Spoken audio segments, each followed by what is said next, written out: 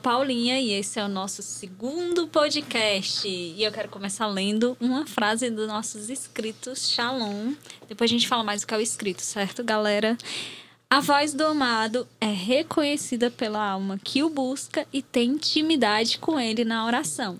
No podcast passado, nós falamos que nós íamos falar sobre vida de oração. Estranho, para quem não sabe de nada Sim. desse tema, que é o amor esponsal. Então a gente vai falar sobre a oração e sobre amor esponsal. Que, da vez passada, como e o porquê. Exato. Por que vocação e como, que é isso aqui que eu acho que a gente precisa, é o como. Então vamos lá, começar. Como? Sim. Como é que a gente... Ok, na vez passada a gente falou sobre vocação, o que é vocação. De vocação. Vamos ver qual vai ser o nosso exemplo agora para falar de amor esponsal. Aqui a gente pode chamar, usando o exemplo da orquestra, Sim. que digamos assim é a afinação, né? Uhum. A afinação para que aquela melodia, ela encontre, digamos assim, para que aquele instrumento, melodia. E aí essa afinação é exatamente... Quem é que afina? É o cara afinar aquele violão para que o violão possa fazer aquilo que ele foi criado para fazer, que é com que a gente descubra, no caso Shalom, que a gente usa esse termo, né, que em outras dimensões da igreja são outros termos, mas essa vida de oração que é, mas minha vida tá boa. Sim. E aí? Eu não quero... Afinal o quê, né? Eu me senti bem. A questão aqui é eu viver aquilo que eu fui criado, como o violão. Pode ser que o violão esteja bem encostado no canto, compor melodias, aí ele vai, meu Deus, eu podia fazer isso. E não fazia porque eu preferia estar encostado no canto. Sim. Vocação é do mesmo jeito. Por quê? Então, primeiro, porque é a minha identidade que... Como é que eu descubro esse alguém? Através da oração e do amor espontâneo. Ser feliz. É porque existe uma relação que dá sentido a tudo isso. Na verdade, todo mundo quer se encontrar, né? Tipo assim, eu tô encontrado. Eu ainda sou jovem, né, gente? Eu sou jovem, não sei Eu você. sou jovem. Eu sou muito jovem. Eu tenho Tá 34 anos, mas eu né, tenho um espírito jovem. Mas, enfim, o que eu quero dizer? A parede não tá encontrada. Serve Porque pra nada, não né? tá servindo pra nada. A gente quer fazer a diferença, a gente quer se encontrar, a gente quer ser livre, a gente, né, quer essa busca. Poderíamos fazer essa comparação, encontrar algo e se encontrar em algo. Sim, sem dúvida, né? O homem, ele é vocacionado à felicidade. A gente quer ser feliz, Sim. né? Feliz, aquilo ali vai me inquietando. A diferença, você falou dos jovens, mas não é só jovem, toda pessoa, mundo, né? Toda é. idade. Ou seja, a grande diferença do jovem é que ele ainda acredita, ele tem esperança. Sim. O que os mais velhos, de mais idade, às vezes vão perdendo isso com as experiências, aí vão se acomodando com algumas experiências que vão me dando uma certa satisfação. E segurança, né? Segurança, mas que ainda não são suficientes para preencher o meu coração. Aí a oração e a relação com Deus Sim. faz com que eu vá descobrindo essa realidade da minha vida. Eu posso muito mais. Eu posso ser muito mais feliz do que eu imaginei ser. Mas é difícil isso, porque como é que eu vou chegar para uma pessoa que não teve a mesma experiência que eu Sim. e dizer assim, ei, Deus te chama a ser feliz? Ela vai dizer assim, mas eu não acredito que a minha felicidade é isso aí que você está Eu dizendo. já sou feliz, né? Eu já sou feliz. Estou bem na minha vida. Sim. E aí o que é que vai fazer a pessoa sair desse, digamos assim, dessa muralha que ela construiu em cima de si? E que essa muralha, muitas vezes, não é por maldade, não é pensando, eu vou construir. Não, mas é porque a pessoa já teve algumas experiências traumáticas na vida de não conseguir ser feliz como ela gostaria. E aí ela vai criando um castelo ao seu redor que, como você disse, me dá uma certa segurança. Um trabalho, uma realidade financeira, o dinheiro, as aventuras, as viagens, são coisas que são boas, mas que a pessoa vai se sustentando nisso tudo para poder ter a segurança de alguma sensação de felicidade, mas que ainda não é plena, completa. Aquilo que preenche o coração dela, né? E aí, como é que eu vou chegar para uma pessoa e dizer assim, ei, oferte sua vida a Deus numa vocação, se ela nem acredita naquilo? Pode até ser que ela acredita, mas ela não tá. Aí o que é que eu vou fazer? Quem é o autor do chamado? Deus. Aí eu vou lançar ela para Deus, olha. O caminho a seguir é a oração. Ah, mas o que é oração? Não precisa você entender exatamente o que é oração. Sim. Mas se lance na oração. Vá rezar, que é essa dica que a gente dá, a grande dica da vida. É se lançar na oração. Vitor, se fosse para dizer uma coisa que tu fosse morrer hoje e quisesse dizer para todo mundo, o que é que tu diria? Espero que ele não morra. Eu diria oração. Oração, oração, oração. Porque é lá que eu vou descobrir aquele amor que a gente está dizendo aqui, do amor esponsal. É aquele amor que vai dar sentido a tudo isso que a gente está dizendo. Ah, Vitor, como é que eu vou descobrir isso que tu está dizendo? Oração que vai fazer você descobrir o amor esponsal. Então, essa é a lógica da oração. Ah, Vitor, então quer dizer que eu não preciso fazer aqui, ir para lá, ir para cá, para poder descobrir a minha vocação? Não, você não precisa de nada disso. Tudo isso vai lhe ajudar. Um vocacional, Sim. como o Shalom oferta, as dioceses ofertam um caminho vocacional, o Carmelo oferece um caminho vocacional, os jesuítas oferecem um caminho vocacional. Só que o principal não é o caminhozinho de eu fazer aquele, rezar com aquele texto, mas é a oração. É a oração em si que me faz descobrir. Deus. É Deus. E aí, esse Deus que me deixa enamorado dele, dá sentido a eu fazer todos esses processos que alguns a gente vai conversar aqui. Vitor, você falar de enamorado, né, desse apaixonamento, acho que a gente pode utilizar um exemplo, né, para dar mais corpo, né, aquilo que a gente está falando. Por exemplo, um caminho de amizade entre duas pessoas, que é construído no diálogo, que é construído na abertura de um para o outro. Porque, assim, para a gente falar de oração, a gente tem que entender que Deus, né, Jesus, é uma pessoa. Não é uma coisa abstrata, né? Oração, né? Aquela coisa flutuante nas nuvens. É uma coisa real, é concreta. É com a pessoa aqui que eu tô conversando, é com a pessoa aqui que eu tô rezando, que eu tô me colocando. Então, assim, eu acho que para a gente, né? Eu vou tirar a orquestra e vou colocar aqui, por exemplo, né? Duas pessoas que estão se conhecendo, né? Uhum.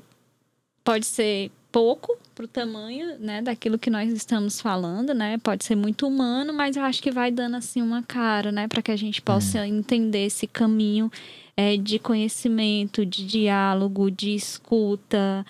É uma pessoa, a gente está se relacionando com uma pessoa, né?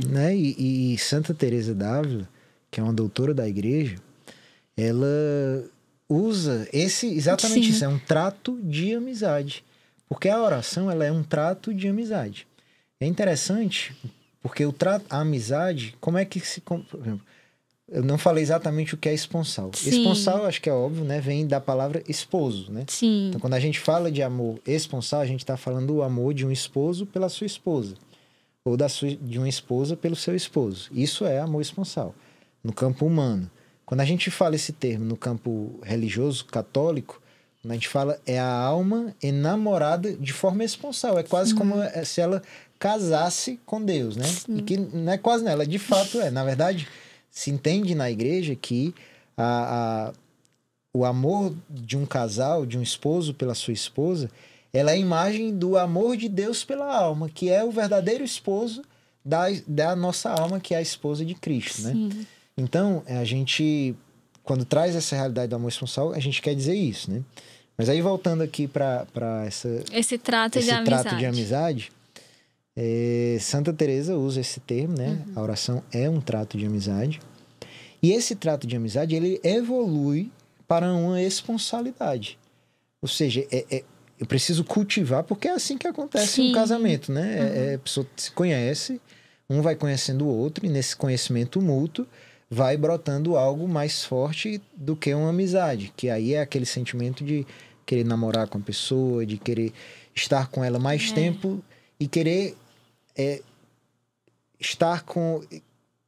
ou melhor, desfrutar de outros momentos e de coisas mais intimamente com ela. E aí gera essa responsabilidade, e aí gera o casamento, gera o matrimônio e a vida juntos. A oração é exatamente isso. Ela é um trato de amizade que evolui para uma responsabilidade. E como num casamento, nunca pode deixar de existir a amizade. Todo casamento, para ser sadio e perdurar para sempre, ele precisa ser sempre um trato de amizade, né? Eu tive minha experiência com Deus com 18 anos, né? 18 anos, fui para um acampamento da Renovação Carismática.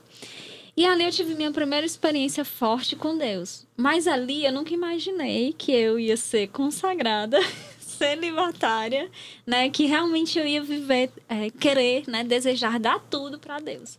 Então foi nesse movimento, né? Que você foi falando, né? De relação, de amizade, que eu fui sendo conquistada. Eu fui sendo conquistada, me deixando conquistar. E aí eu, né? Assim... E isso tudo com Jesus, né? Eu e Jesus, essa relação. E porque eu fui enamorada, realmente, eu tive assim, a graça, né? De corresponder. Eu nunca me imaginei celibatária. Sempre eu achei que eu ia casar. Não, eu cheguei na comunidade de vida com um ícone da Sagrada Família em cima da minha cama. Porque eu já estado de vida, discernimento fechado. A gente já vai falar sobre isso no outro podcast. Mas eu cheguei, coloquei meu ícone lá em cima da cama. Matrimônio. E hoje eu sou celibatária. Por quê? Porque dentro desse trato de amizade, desse conhecimento, eu fui descobrindo que Jesus queria mais. E eu, enamorada, quis dar mais a ele, né? Então é real. Isso é real, gente, é real. É real, é muito real. Até, assim, eu particularmente, assim, minha vida, eu tinha muitas... Eu me via com muita perspectiva de vida, humanamente falando. Eu acho que eu teria um bom emprego. Sim. Eu acho que eu teria uma profissão. Eu seria bom na minha profissão. Meu pai sempre me ensinou a dar o melhor de mim naquilo que eu fazia. Então, sempre tive um pouco essa educação. Eu estava com o meu carro, eu estava com o meu namoro, Então, tudo... A minha vida era uma boa vida. Sim. Eu não era uma pessoa totalmente errada, assim, de roubar, de uma vida promíscua, de uma vida... Não, uma vida, assim, aparentemente correta e aparentemente tudo muito certinho. Sim. E eu poderia olhar para tudo isso e dizer assim, poxa, por que o Vitor fez isso? Por que o Vitor deixou tudo isso para seguir uma vida consagrada? E aí, quando eu mesmo olho para mim, eu digo assim, vixe, é mesmo, né?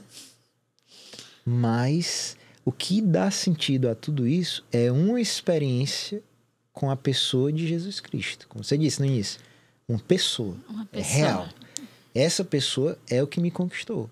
Então, quem está assistindo aqui, que queira começar um caminho vocacional, ou que já trilhou um caminho vocacional, e que hoje já é consagrado, pode ter certeza que não existe vocação autêntica se não for num trato de amizade com uma pessoa que se chama Jesus Cristo. Essa é a realidade, porque é o que fazer com que eu... Rapaz, não tem sentido. A nossa vida, ela realmente, humanamente falando, é uma loucura. Eu escutei isso dos meus familiares. É uma loucura que você está fazendo. E eu dou razão a eles. O que nós fazemos, a vida que nós seguimos, humanamente falando, ela é uma loucura.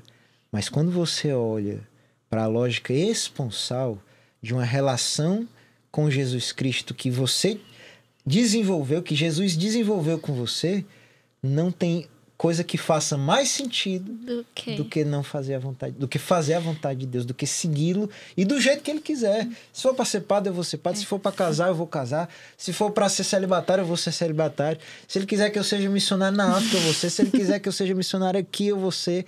Se ele quiser que eu... O que ele quiser. O que ele quiser. Não tem nada que faça mais sentido do que o que ele quiser. Mas até chegar aí, é preciso alimentar esse trato de amizade com Deus e essa relação esponsal que dá sentido a isso. E que é ordinário, né, Vitor? Todo dia. Assim, todo dia. Não é só numa etapa da nossa vida, né? Não é só num caminho vocacional.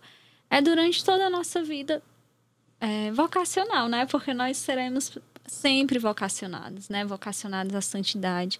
A cada dia é uma descoberta nova. A cada dia Deus faz algo novo dentro de nós, né? Purifica, prova, tudo isso para nos fazer mais livres, né? Então, assim, é algo ordinário. É uma relação mesmo, né? Todos os dias a gente tá ali com aquela pessoa, né? Que é o sentido, né, de tudo, né, que nós vivemos, igual você falou, é uma loucura. Quando eu fui falar na minha família que eu ia, minha tia dizia, né, um abraço, tia. Minha tia dizia, né, fizeram algum tipo de lavagem cerebral em você, né? O que aconteceu? Eu tive uma experiência com algo maior, com algo mais forte, né? Porque eu também já trabalhei, né? Fiz faculdade, eu queria ser perito criminal da Polícia Civil. Imagine Não dá aí. nem pra imaginar, mas tudo bem. 1,50 m, pense aí. Eu tinha que andar com guarda-costas, né? Enfim. Então, assim, eu tinha também, né, perspectivas e assim, eu me encontrei com algo maior, com algo maior. Então, vivi muitas experiências, né? Namorei, enfim. Mas eu me encontrei com algo maior que me fez olhar para tudo que eu vivi atrás e dizer assim: foi bom, fui feliz, mas existe algo que me atrai mais e me deixa mais livre, mais plena. Então, vou em busca disso. Foi aí que eu fui para a comunidade de vida em 2013, né? E foi a loucura mais acertada que eu já fiz na minha vida. Exato. Essa é a experiência. Pode parecer loucura, mas não tem nada que faça mais sentido do que isso, né? Tem um escrito Shalom, que tu acabou de ler, né? Que a gente...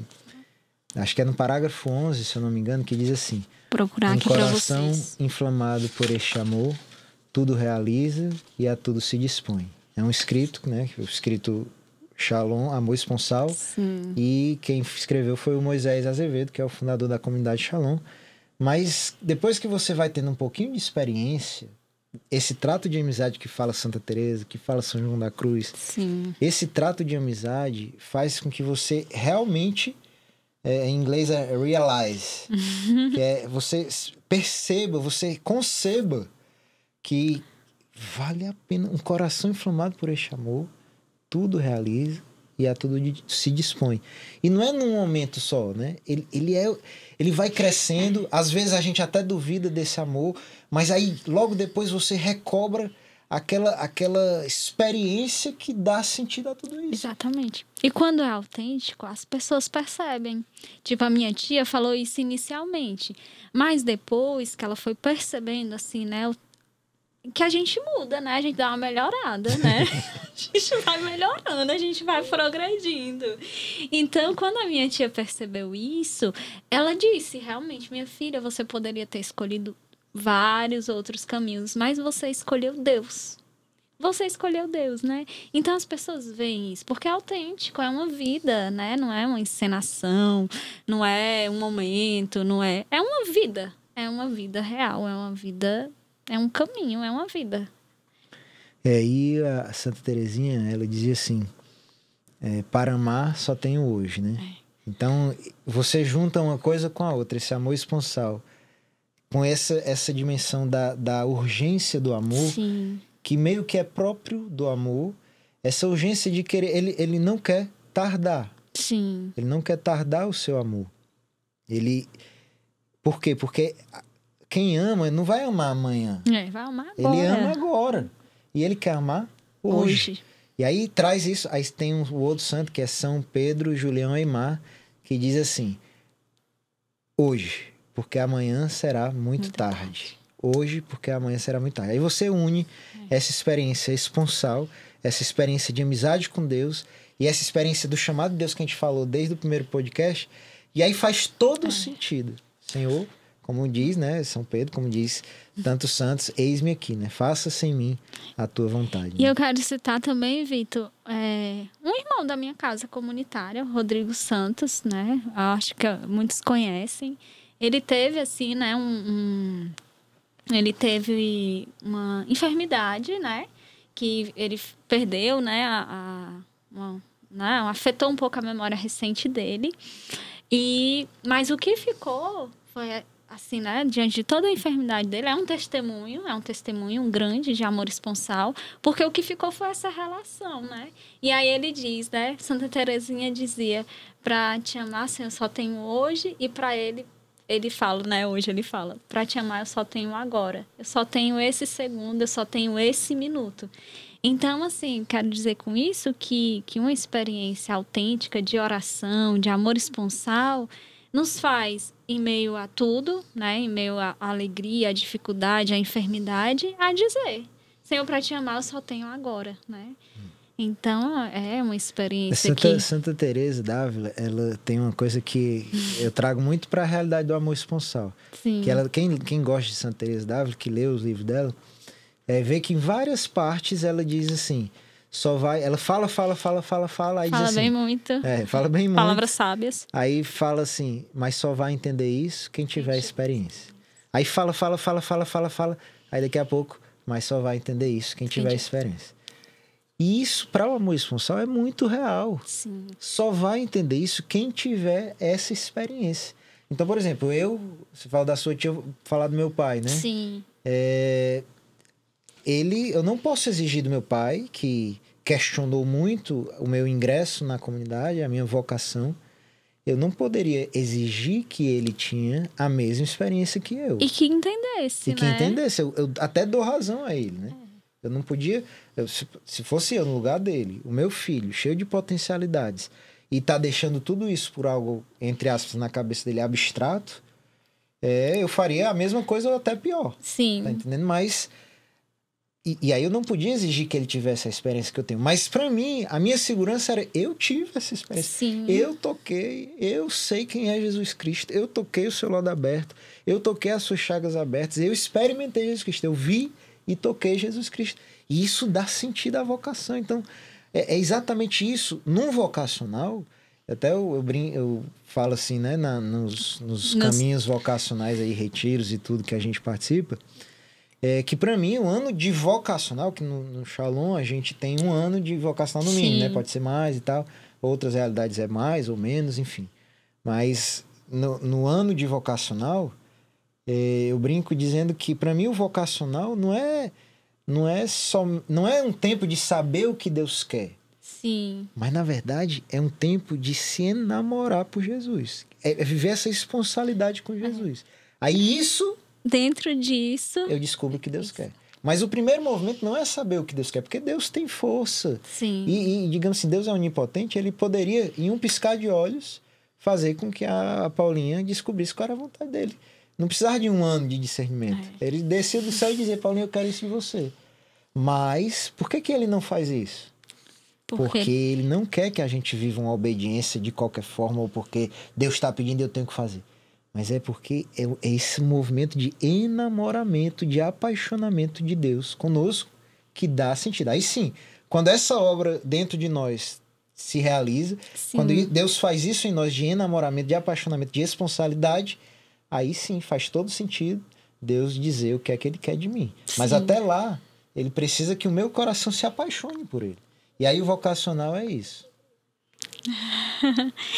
Então, esse é o nosso segundo podcast, né? Eu acho assim um podcast enamorado, porque realmente falar de amor esponsal é falar de relação, é falar de intimidade, é falar de amizade, é falar de verdade, é falar daquilo que nos fez, né? Eu, o Vitor, né? Como consagrados, como celibatários, a dar o nosso sim, né? A nossa vocação. Poderíamos realmente falar sobre isso, assim, mais 25 minutos, brincando. Eu sou suspeito para falar desse assunto.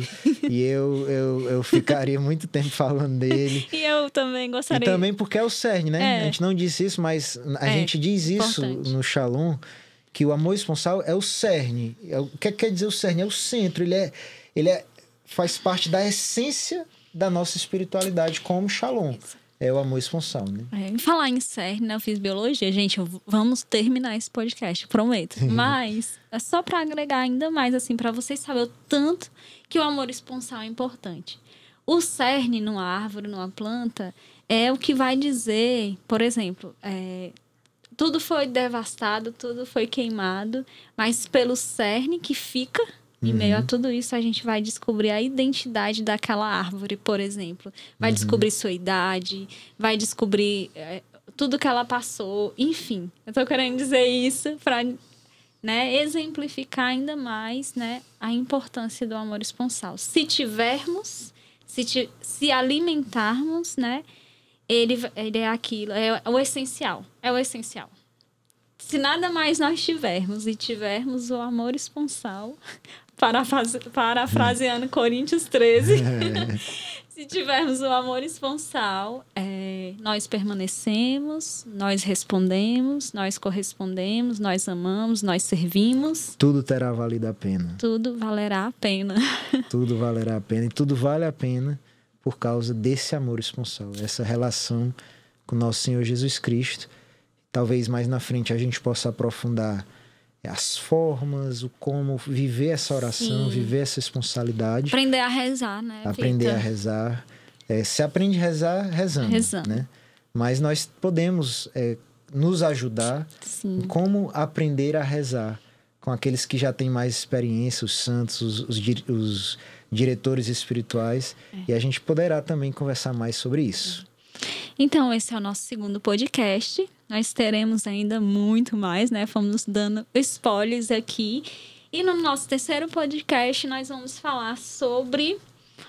Pera aí, que perdi aqui. Vitor, missão, vocação, parresia, evangelização. Pelas estradas do mundo. Amém. Shalom. Shalom.